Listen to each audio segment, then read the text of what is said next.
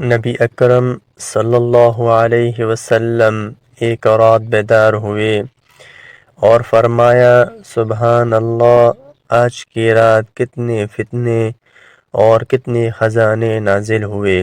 حجرے والیوں، امہات المؤمنین کو کوئی جگانے والا ہے؟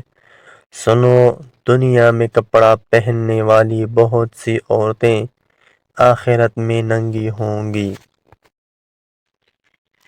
رسول اللہ صلی اللہ علیہ وسلم نے فرمایا، جب ملک شام والوں میں خرابی پیدا ہو جائے گی تو تم میں کوئی اچھائی باقی نہیں رہے گی۔